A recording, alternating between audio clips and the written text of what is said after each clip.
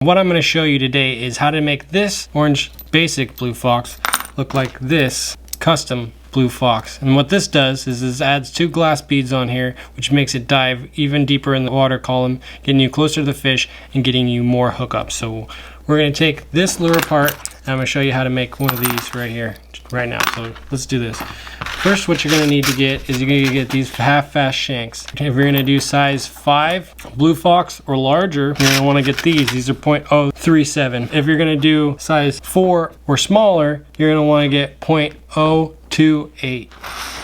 So first thing you do is you get your pliers and you're going to go above the hook right here and you're just going to snip that off. You want to make sure that you keep these components in the same order that they come off of the lure, because essentially you're going to put them back onto the new lure in the same order. I'm going to slide this part on. We'll go on there. Yeah, all right. The round part is towards the top and the curved belly part is towards the end of the shank. So the next part that you're going to put on is this top looking piece, and it looks just like a top that you'd spin on a table or something. So, and I don't think that it's directional, so you can just put it on any which way, and that goes on there. And then you're going to put your flying saucer looking piece on there, and you want to make sure that the pointy end goes up towards the blade of the spinner. So you got it essentially looking like that so far. So next what you want to do is you want to take a glass bead and you could slide that on there. You don't have to do this part, but I sometimes do it, sometimes I don't. Sometimes I put 2, sometimes I don't put it. It depends on the size of the lure and basically the design you want to go with. So I'm going to put this little plastic piece on there, and this is a plastic bead. This is a 6mm max UV glow bead. We're going to put this on there. This is a 6mm.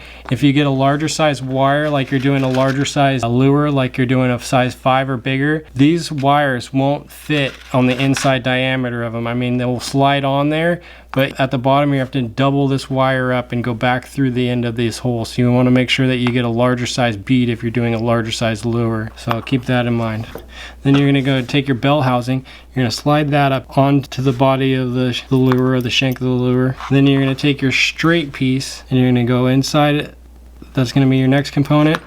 And then you take your vibrating portion with the collar in it, and you make sure that the collar portion goes up in towards the body of the lure. So you slide that portion up right in there, and that keeps that flush with the end of the bell, which is going to give it the most vibrating action when it goes through the water. So make sure you keep that in mind. Next thing you want to do is you're going to get yourself a glass bead. I'm using these hand blown ones, and these are from Heavy Beads. When you get your glass beads, you start to look at the holes and make sure that they're even. So you want to take the best looking one that you can and use the best looking ones that you can.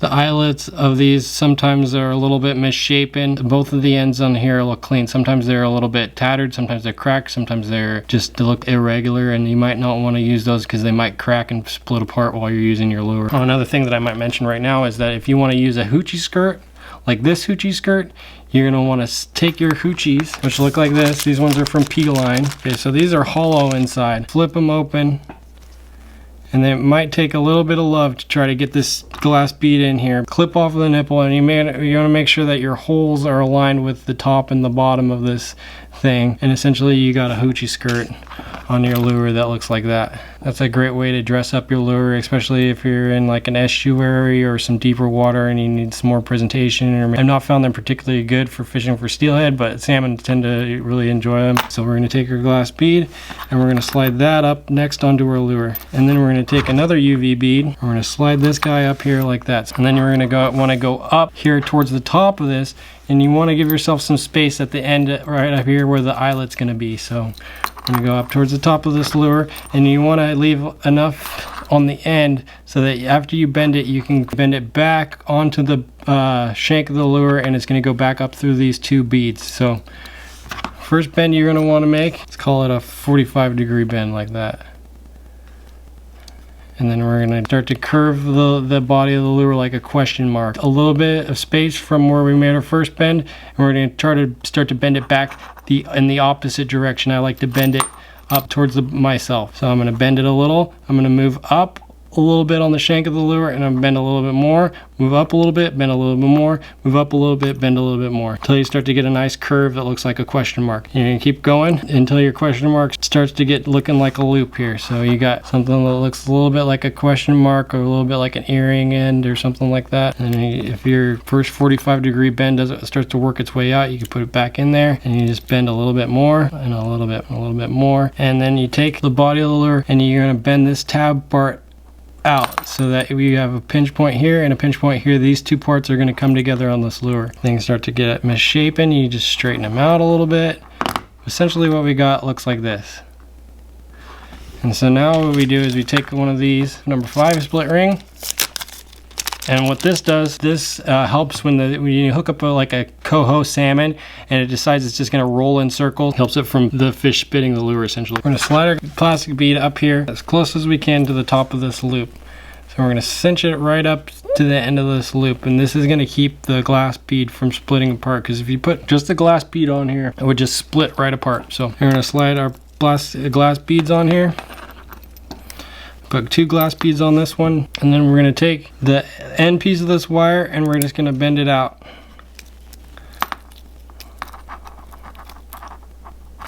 like that. And you don't have to use Blue Fox lures. You can order all of these components online if you have the will to do so. And then you're just going to go as close as you can, and you're just going to clip it off. You want to make sure that your bell housing can slide down, fit cleanly right over the top of it. So the next part you're going to do is you're going to go up to the top, and you want to worry about you're going to do the same thing on the top of this.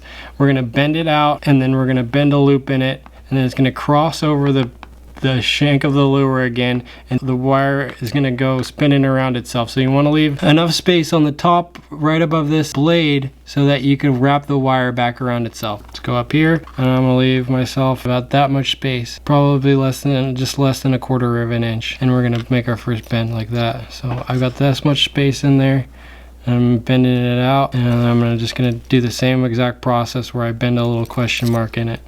So let's bend up, up, up, up, and this first bend is going to want to work its way out of there, but you can just keep putting it back in there. Bend it towards yourself, move your pliers up a little bit, bend it towards yourself, move it up, bend it towards yourself, bend it up, bend it towards yourself, move them up, bend it towards yourself, up, bend it towards yourself. Bend your knees and stick out your pelvis. I'm telling you, baby, it's better than that.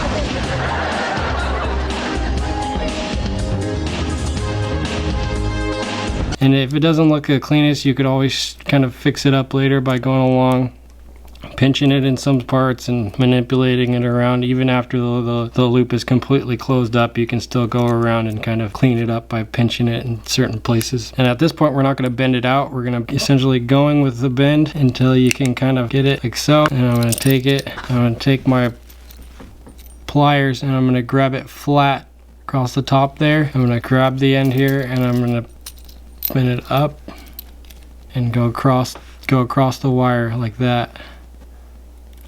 At this point, we can clean up our loop a little bit and make sure it's nice and clean.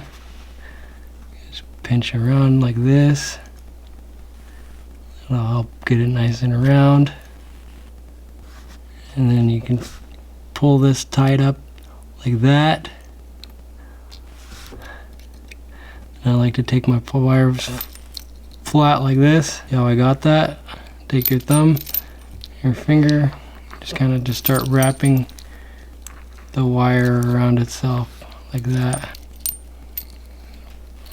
Do a couple of wraps.